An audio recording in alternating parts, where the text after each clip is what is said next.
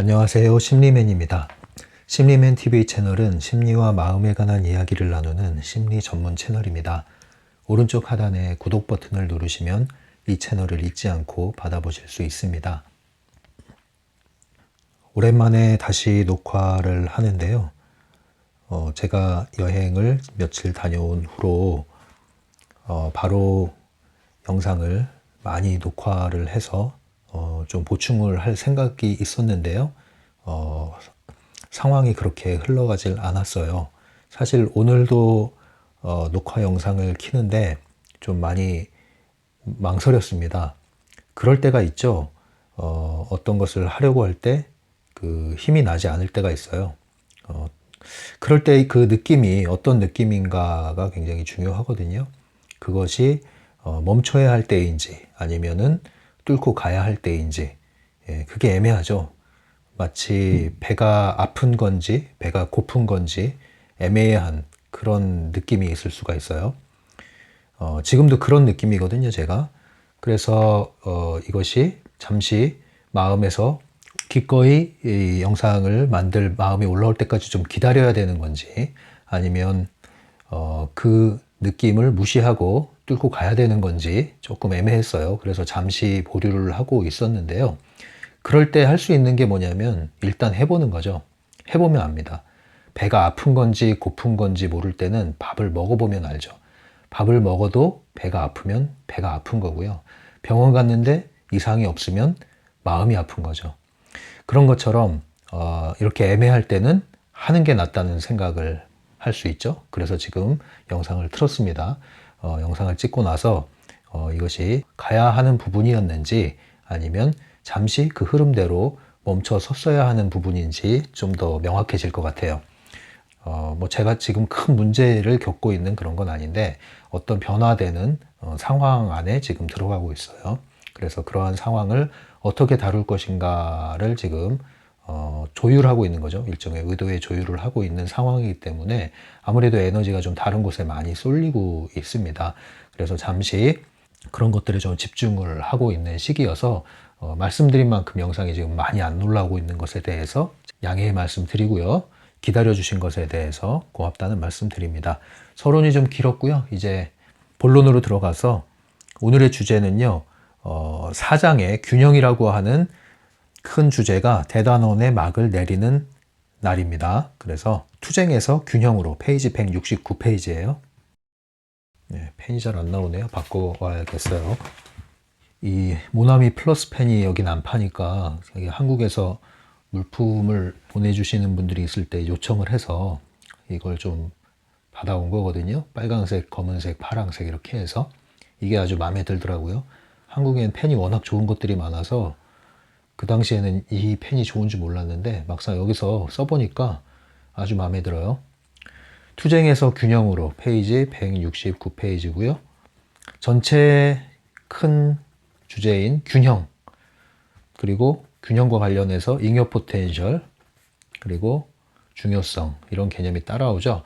균형에 대한 대단원의 막이 투쟁에서 균형으로라는 제목으로 마무리됩니다. 지금까지 우리가 살펴봤던 것은 잉여 포텐셜을 일으키는 다양한 요인들에 대해서 살펴봤고요. 그러한 요인들이 사실상 한마디로 얘기하면 중요성이 높아졌기 때문에 균형력이 깨지는 것이다, 이렇게 얘기를 했어요. 그래서 잉여 포텐셜을 일으키지 않으려면 중요성을 낮추는 작업이 필요하고요. 중요성을 낮추면 균형을 잡을 수 있다. 그래서 균형은 균형이 있는 상태를 균형이라고 한다면 균형을 깨트리는 것, 어떤 특정하게 압력을 집어넣어서 균형을 일그러뜨리는 이것이 잉여 포텐셜이고요. 잉여 포텐셜이 일어났을 때 반작용이 일어나죠. 이것이 균형력이라고 하죠. 다른 말로 복원력이라고 할 수도 있고요. 부메랑이라고 할 수도 있고요. 역풍이라고 할 수도 있고요. 뜻하지 않는, 뜻에 반하는 환경이 오는 것을 뜻합니다. 이 그림을 이제 이해하셨죠? 그래서 우리는 다시 이 균형력을 일으키는 잉여 포텐셜을 제거함으로써, 다른 말로 중요성을 낮춤으로써 균형을 다시 되찾는 것, 균형을 되찾는 것, 이것이 우리의 관건이다. 모든 문제는 중요성이 들어가서 균형이 깨짐으로써 나오는 이 균형력의 작용이 표면상 여러 가지 문제들이 되는 것이다. 개인적인 내적인 문제든 외적인 문제든 인간관계에서의 문제든 여러 가지 사건 사고든 간에 모든 문제들은 균형력이 깨진 데서 오는 것이다. 예, 몸의 문제든 마음의 문제든 관계의 문제든 모든 문제든 재정적인 문제까지도 균형력이 깨진 것에서 오는 것이다. 이것이 핵심 중에 핵심인 것입니다.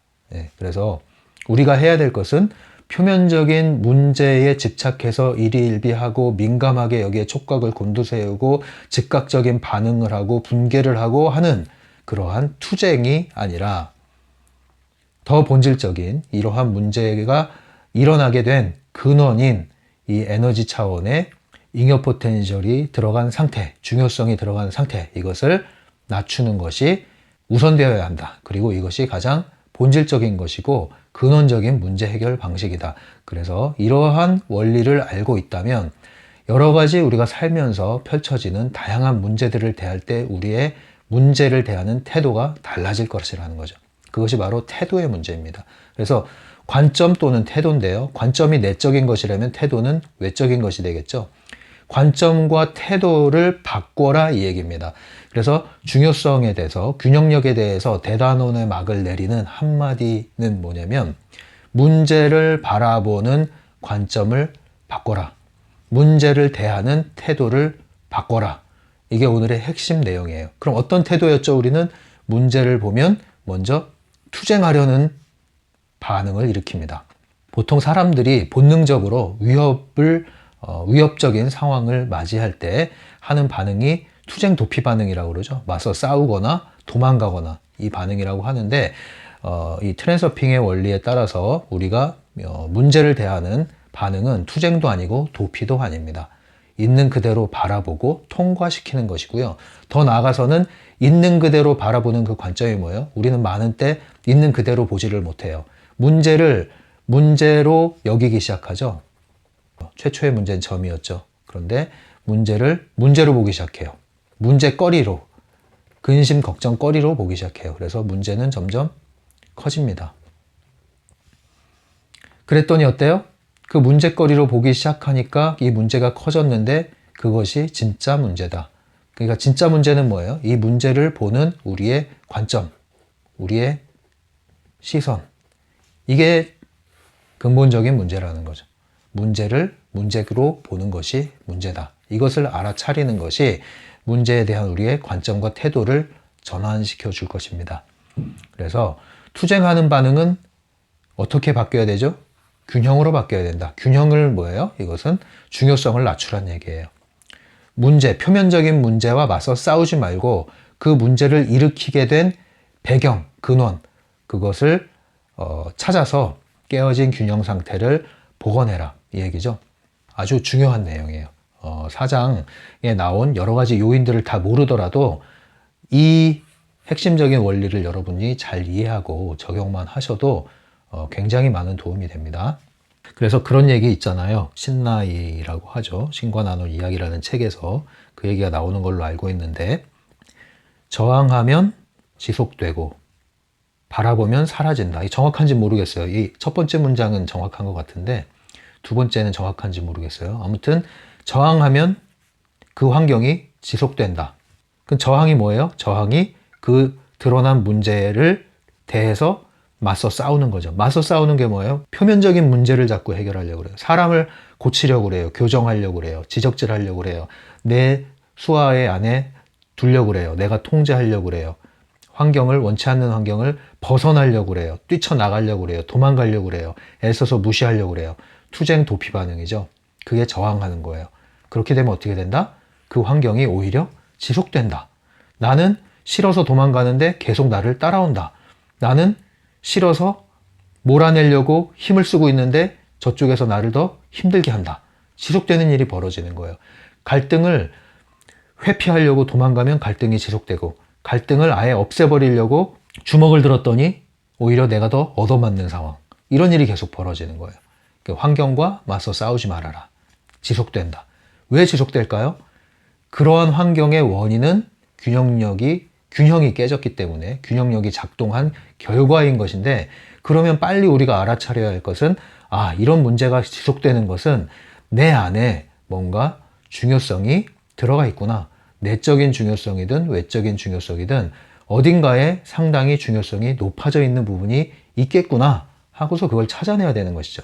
그러면 더 이상 지속되는 것이 줄어들죠. 그게 바라보는 거예요. 뭘 바라봐야 돼요? 환경을 바라보기 전에 내 자신을 바라봐야 되는 거죠. 우리는 많은 때 주어진 환경에 민감하게 반응하다 보니까 어떤 환경이 오면, 어떤 사건이 오면 그것을 예민하게 거기에 반응을 하게 돼요. 그런데 이 방식이 아니라는 거죠. 이런 일이 온 것은 내 이전의 태도가 이중 거울에 반영이 됐기 때문에 이러한 현실이 계속 날아오고 있는 거예요. 내가 1, 2, 3을 쏘았으면 시간이 흐른 뒤에 1, 2, 3이 나에게 오는 거예요. 그런데 이미 온 1, 2, 3이 싫다고 그래서 1, 2, 3과 싸워요. 그럼 1, 2, 3이 또 와요. 없애려고 그래요. 1, 2, 3이 또 와요.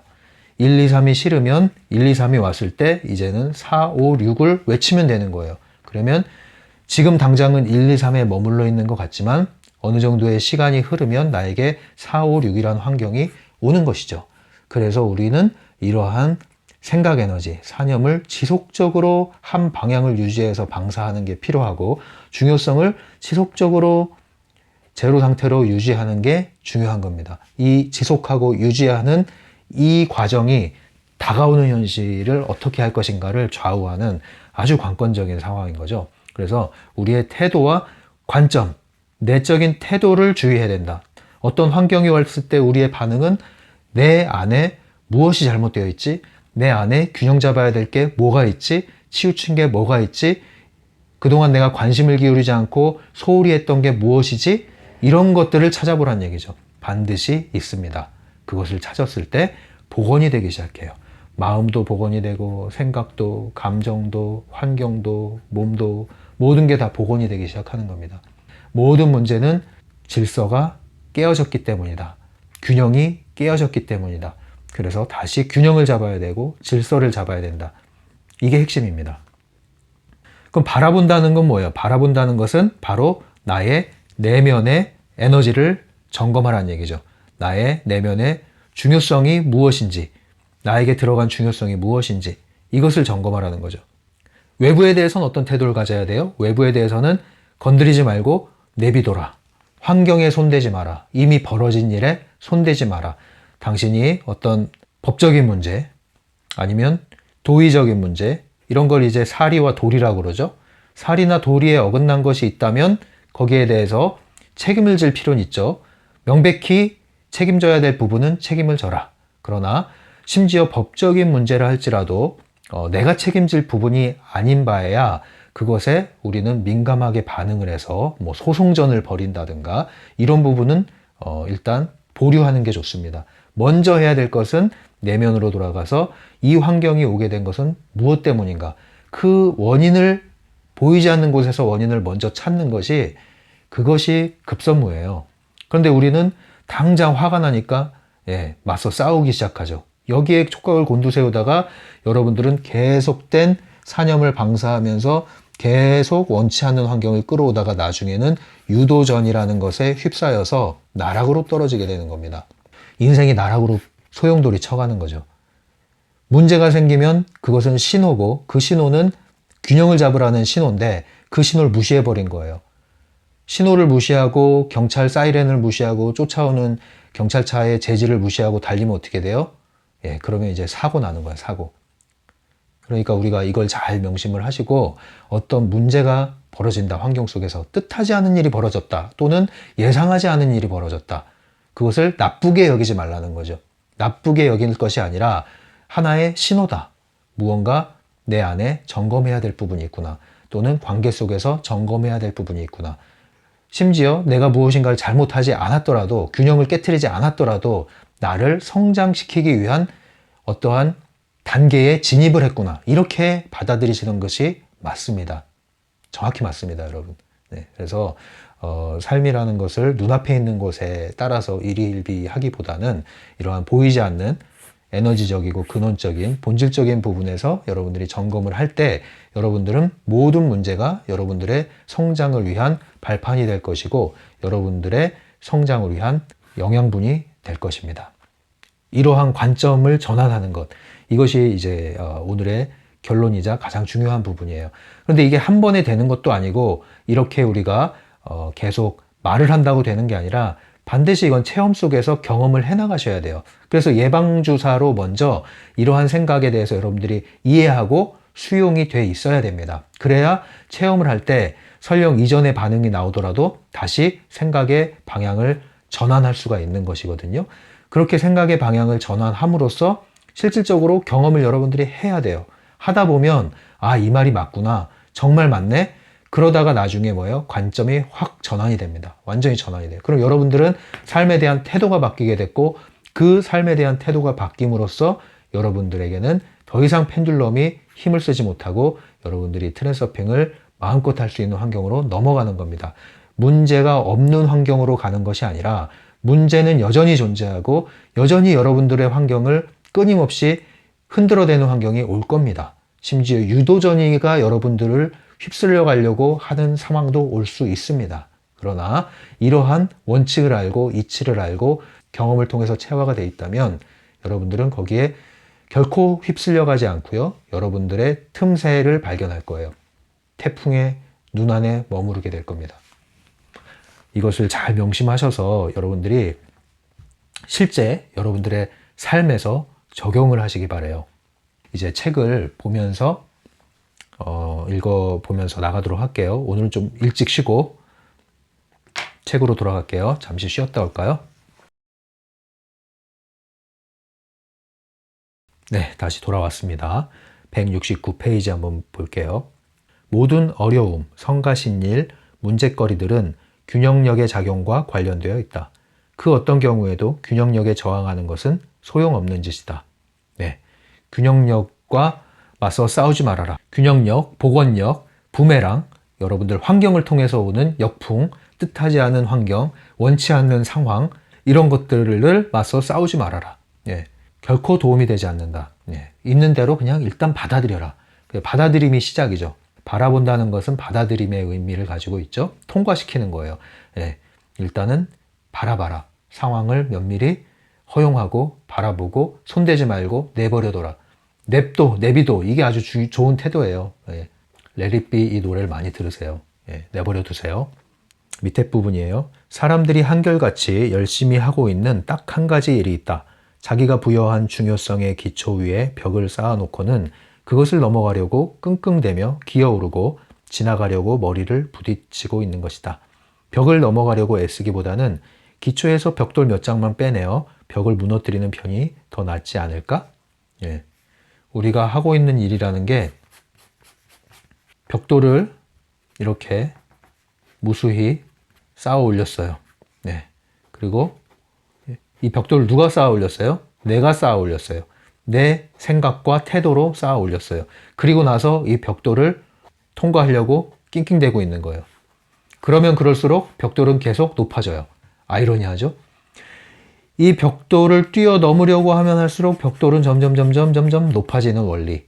네. 그럼 어떻게 해야 되나요? 이 벽돌을 쌓아 올린 그 근원을 알아차려야 되죠. 그게 뭐예요? 나의 태도, 생각, 중요성.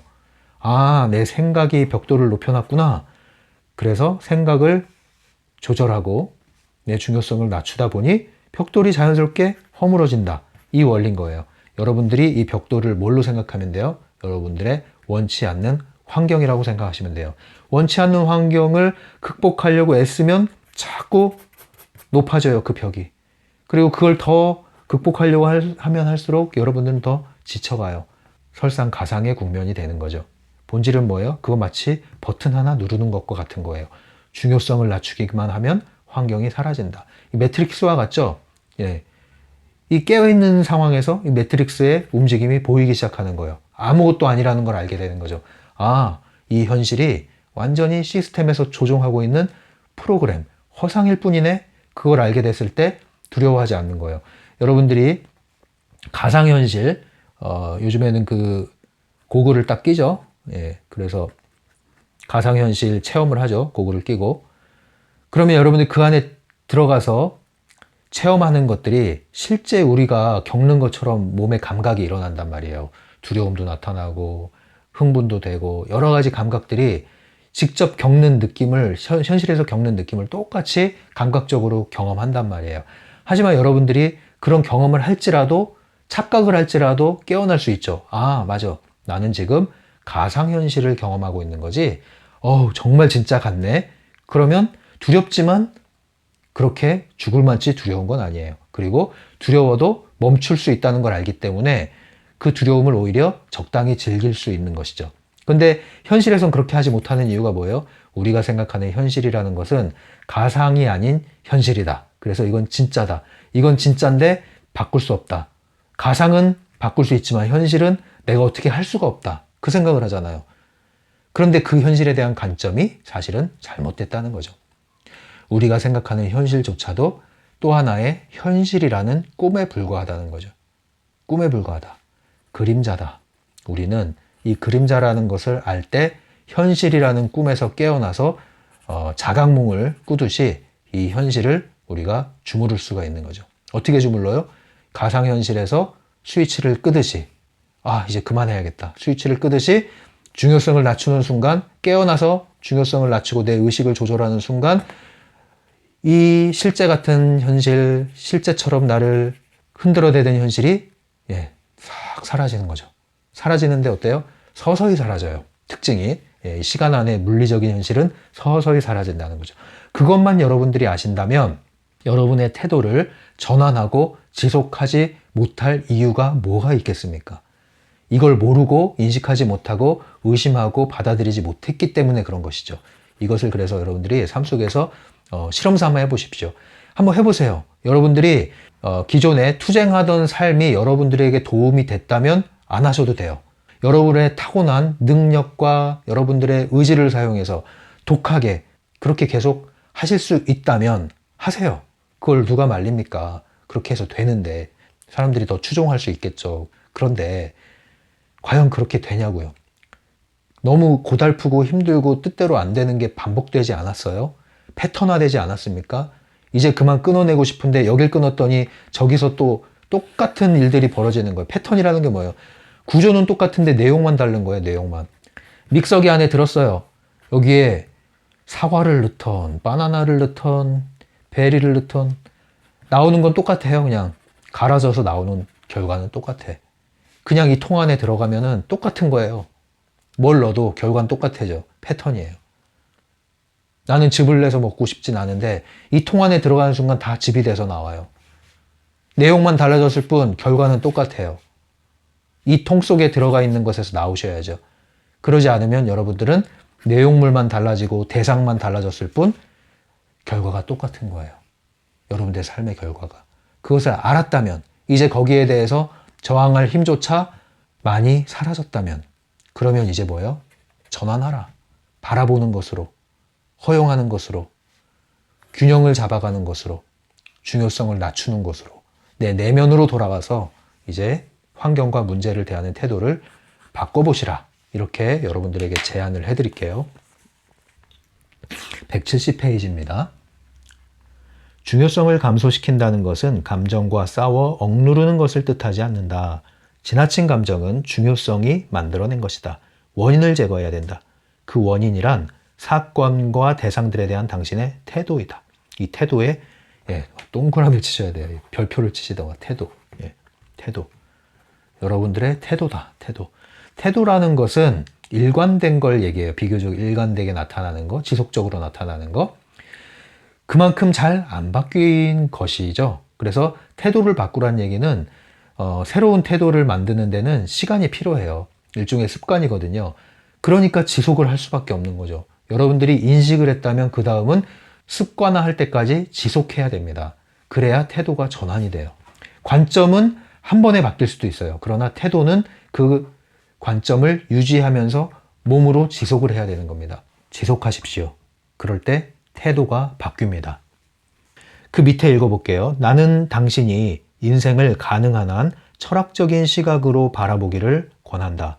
중요성은 오직 문제거리 외에는 아무것도 불러오지 못한다는 것을 깨달아야 한다.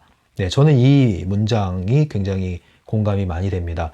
제가 얘기했죠. 중요성을 낮추는 방법 중에 하나가 가치관의 문제도 포함된다고 얘기했죠. 왠지 아세요?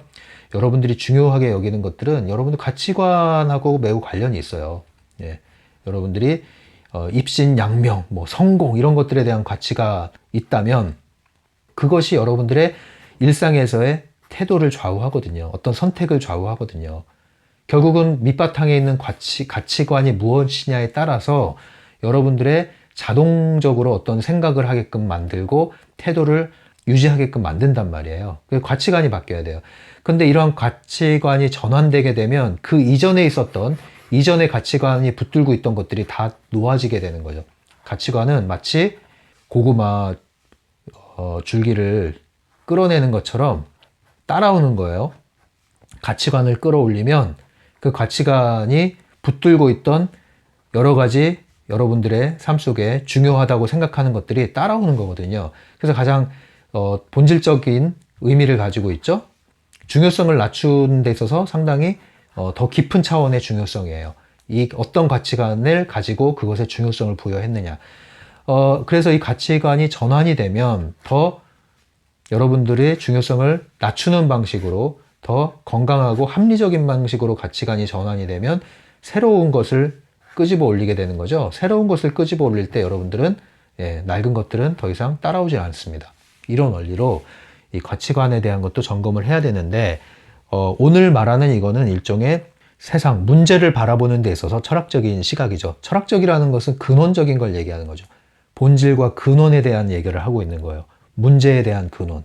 모든 삶의 번뇌, 문제, 갈등, 거기에 대한 근원적인 시각이 뭐냐? 그것은 중요성이다. 문제는 왜 오느냐? 우리의 내적인 중요성을 알아차리라고 오는 것이다. 그것을 알아차리고 변화시킬수록 우리는 성장한다. 이게 이제 일종의 트랜스서핑 철학이라면 철학이라고 할 수 있겠죠. 그리고 그 밑에는 두 가지가 나와요. 이제 중요성을 낮추는데 중요성에는 외적 중요성과 내적 중요성이 있다고 그랬죠. 외적 중요성을 줄이는 방법은 뭐예요? 여기 이제 중요한 내용이 나와요.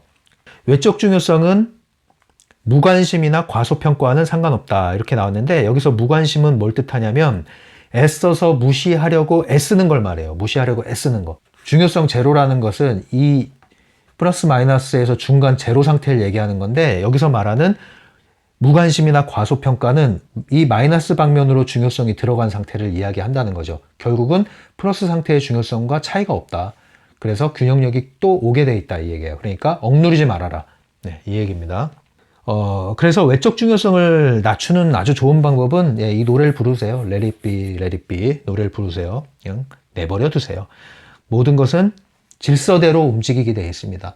우리가 일일이 이러쿵저러쿵 제가 왜 저래 어떻게 저럴 수가 있어 이런 토를 달고 의견을 달고 분개할 필요가 없어요. 여러분 모든 자연과 세상과 이 펜듈럼의 지배하에 있는 모든 시스템들은 질서를 향해서 가게 되어 있고요. 펜듈럼이 질서를 깨트리면 다른 펜듈럼이 와서 또 싸우게 되어 있고요.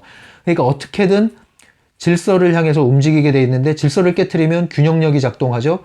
그러니까 균형력이 작동하는 것 역시도 질서를 향해 가고 있는 거예요. 그러니까 안 좋은 일이 벌어졌다?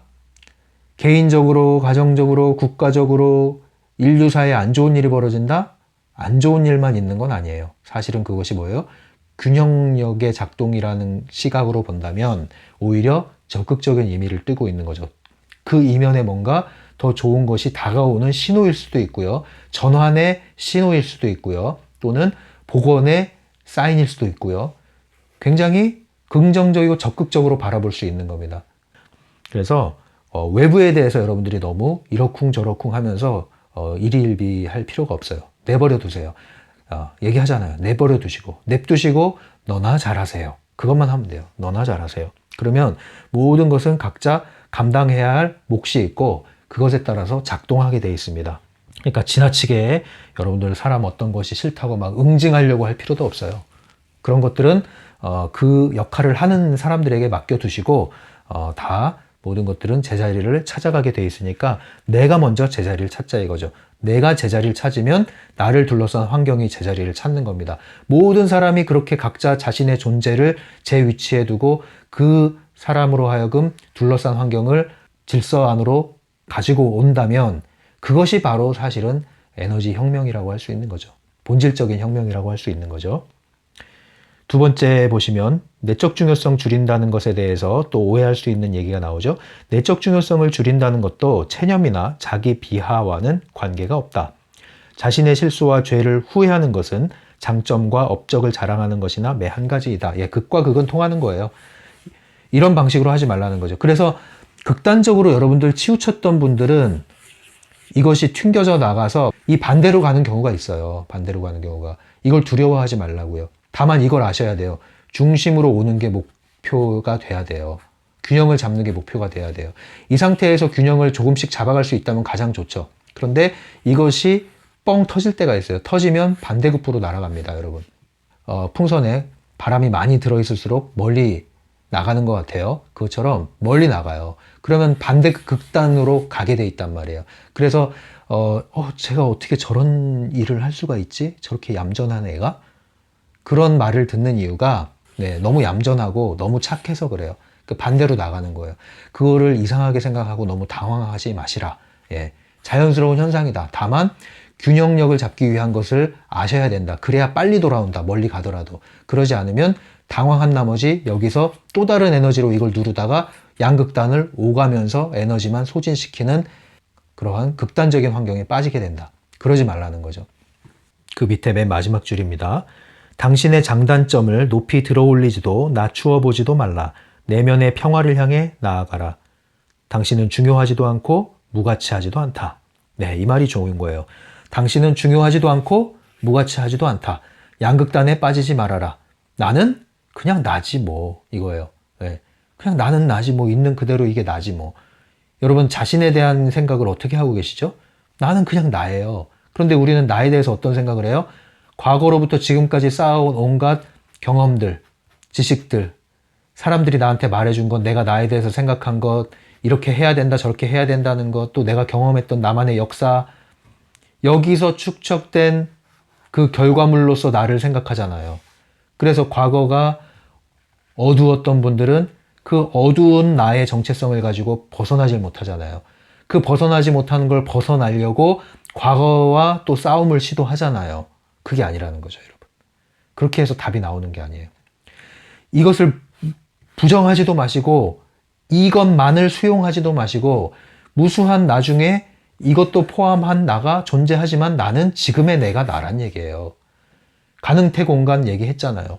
무수한 공간에 무수한 현실이 존재하는데 거기에 무수한 나의 다양한 버전들이 있다고요.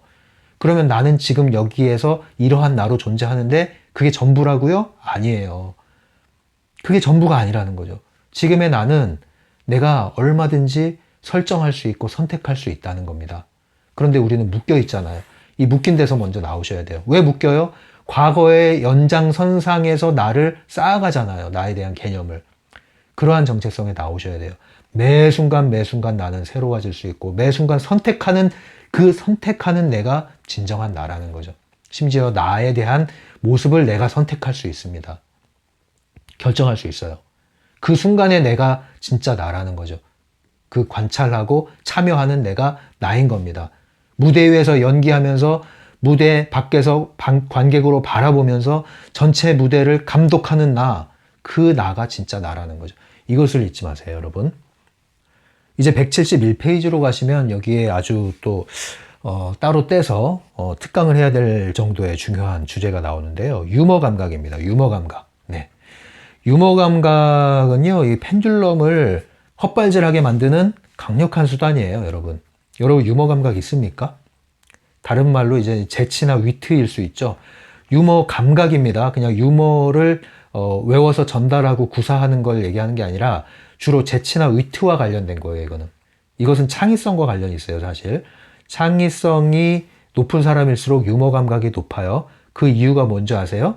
네, 유머 감각이 일어나려면 규칙을 비틀어야 되거든요. 규칙을 비틀어야 유머라는 게 오는 거거든요. 근데 그 규칙을 깨트리고 비틀고 새롭게 조합할 수 있는 능력이 창의성이잖아요. 그래서 이 창의적인 사고를 여러분들이 촉진하는데 관심을 기울이는 것도 도움이 되고요. 또 유머 감각을 기르게 되면 창의성도 향상이 됩니다. 유머 감각을 기르는 방법이요. 첫 번째는요. 여러분들 만약에 유머 감각이 없다? 일단 첫 번째 원칙은 많이 접해야 돼요. 예, 유머를 많이 접해야 돼요. 그것이 책이 됐던 만화가 됐던 웹툰이 됐던 영화가 됐던 사람이 됐든 개그 프로가 됐든 뭐가 좋아요? 뭐든지 좋아요. 여러분들이 정말 재밌게 웃을 수 있고 생각이 아하 하는 생각이 들고 그런 고정관념을 깨트리는 방식으로 여러분들을 자극해 줄 수 있는 거라면 뭐든지 좋습니다. 일단 많이 받아들이세요. 예, 많이 받아들이세요. 그래서 유머 감각을 키우려면 먼저 유머를 많이 접해야 된다. 많이 접한 다음에 뭐예요? 그것을 이제 충분히 접하게 되면은 유머 코드를 이해하게 되고요. 그러면 그것을 이제 어느 정도 적용하고 싶은 마음이 생겨요. 누구한테 해야 돼요? 만만한 사람한테 해야 돼요. 만만하지 않은 사람한테 하면 매우 어색해집니다. 그 어색함을 어떻게 할 거예요?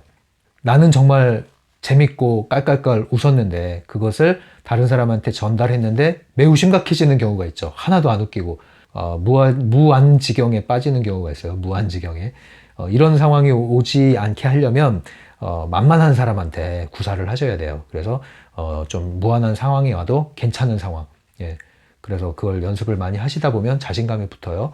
그러다 보면 일상에서 적용이 되고 재치가 살아나게 됩니다. 이게 과정이 있어요, 과정이. 그래서 여러분들이 유머 감각을 키우시려면 이걸 일로 하지 마시고 유머를 즐기시고요. 재밌는 일을 자꾸 만드셔야 돼요. 재밌는 일, 웃을 일을 많이 만드셔야 돼요. 아주 보약입니다, 보약. 그래서 유머 감각, 재치, 위트를 키우셔라. 펜듈럼을 이기는 강력한 수단이다. 그런 얘기도 있어요. 이제 유령들에 대한 내용을 다루는 책들에서 유령을 쫓아내는 비법이 유머다. 이런 얘기를 하는 책도 있습니다. 172페이지예요. 가장 중요하고도 어려운 일은 자신이 외적, 내적 중요성 안에서 뒹굴고 있다는 사실을 제때에 기억해내는 것이다. 네. 이미 다 지난 다음에 아는 것이 아니라 빨리 알아차리는 걸 얘기하는 건데요. 이 알아차리려면 여러분들이 평상시에 깨어있는 상태가 돼야 되는데 그 중에 하나 좋은 게 뭐냐면 몸에서 신호가 와요. 네. 감정에서 빨리 알아차리면 좋은데 이게 조금 느리면 감정은 몸하고 직결돼서 몸으로 오는데요. 몸이 어떻게 와요? 경직대입니다. 경직. 긴장을 하게 돼요. 그래서 몸의 이완 상태를 체크하시면 돼요. 그래서 수시로 여러분들이 호흡과 함께 몸을 이완시키는 연습을 수시로 하세요. 걸을 때, 앉아있을 때, 대화할 때도 심지어 수시로 몸에 어디 긴장돼 있지 않나? 그럼 빨리 호흡을 하면서 호흡과 함께 이완시키는 연습. 이걸 수시로 해보십시오. 산책을 할 때도 호흡과 함께 몸을 이완시키는 방식으로 산책을 해보세요. 그런 방식으로 우리가 몸에 대해서 깨어있을 때 우리의 마음에 대해서 깨어있게 되고요. 자신에 대해서 관찰할 수 있는 길이 열리게 됩니다. 중간에 읽어볼게요. 어떤 일을 대비할 때마다 거기에 과도한 중요성을 부여하는 자기 자신을 포착하라. 하려고 하는 일이 당신에게 정말 중요한 일이라면 거기에서 바람을 빼라. 네, 바람을 빼라. 여러분들 이 말에도 주의를 기울여 주세요. 이완하는 거. 몸을 하나의 풍선이라고 생각하면 풍선에 바람이 잔뜩 들어갔다가 후 빠지는 거 있죠. 그것처럼 그런 상상을 하시면서 호흡을 내실 때 몸에 들어간 바람이 빠진다고 생각하시면서 이완을 하는 연습을 해보세요. 그와 동시에 특정한 상황이 나를 긴장시켜요. 후 하면서 바람이 빠진다고 생각해 보세요. 또 여기에 여러분 별표를 해야 될 일종의 이건 트랜서핑 확언으로 활용하셔도 됩니다. 생각하지 말고 행동하라. 행동할 수 없다면 생각하지 마라. 이거는 확언으로 쓰셔도 돼요. 예. 행동할 수 없다면 생각도 하지 말아라. 생각을 했다면 행동하라. 네.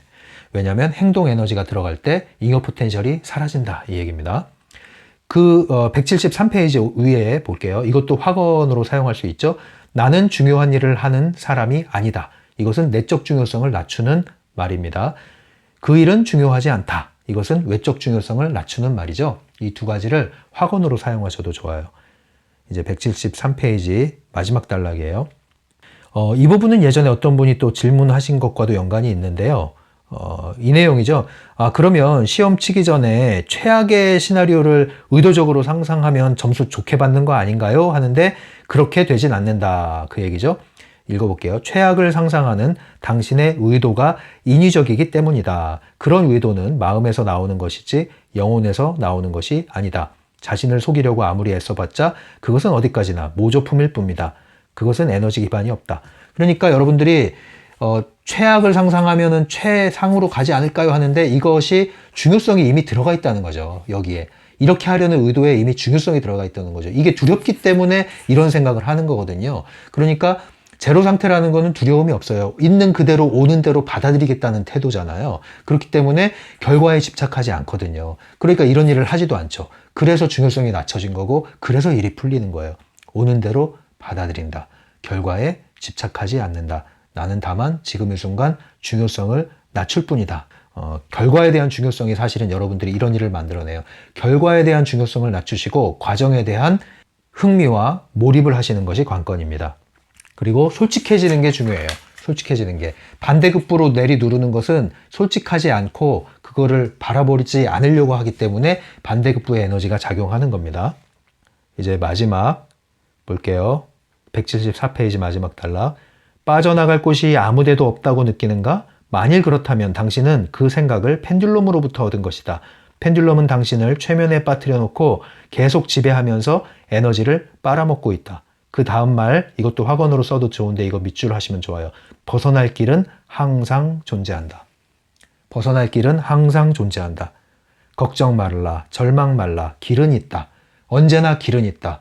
언제나 길은 있다. 내가 찾지 못했을 뿐. 내 앞에 길이 있다. 나는 깜깜한 안개에 둘러싸여서 보지 못할 뿐 내 앞에 길이 있다. 이걸 잊지 마세요. 여러분, 길이 있습니다. 길은 있습니다. 내가 안 보인다고, 모른다고 길이 없는 게 아니에요. 길은 있습니다. 항상 길은 있습니다. 이것을 잊지 마십시오. 마지막으로 더 중요한 거 175페이지. 우리는 매사에 균형의 원리를 따라야 한다는 결론에 도달했다. 하지만 그것을 너무 극성맞게 따르지는 말도록 경고해야겠다. 이 균형을 잡으려는 것에 중요성을 부여하지 말라는 얘기예요. 중요성을 낮추는 일에 중요성을 부여하지 말라는 거예요.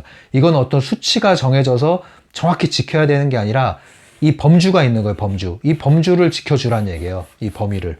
이 범위를 나가지만 않으면 괜찮아요. 그 감각을 익히는 것, 이것은 체험을 통해 익히는 겁니다. 예, 이것을 잘 염두에 두시고 중요성을 낮추고 균형을 유지하는 것에서조차도 힘을 빼시라. 예, 이것이 오늘 마무리하는 얘기가 되겠고요. 균형에 대한 전반적인 얘기를 이렇게 해서 마치겠습니다. 이렇게 여러분들 이제 1권이 벌써 이제 한 3분의 1 남았나요? 거의 다 진도를 나가고 있죠. 여러분들 꾸준히 따라와 주시는 분들 감사하고요. 또 최근에 연결돼서 새롭게 시작하시는 분들도 있는데 꾸준히 지속하시고요. 여러분들 예전 영상에 댓글 남기시는 것도 제가 다 보고 있으니까요. 질문 궁금한 거 있으면 남겨주시고 오픈챗을 이용하셔도 좋고요. 이메일을 이용하셔도 좋습니다. 여러분들을 응원합니다. 여러분들 힘내세요. 지금까지 심리맨이었어요.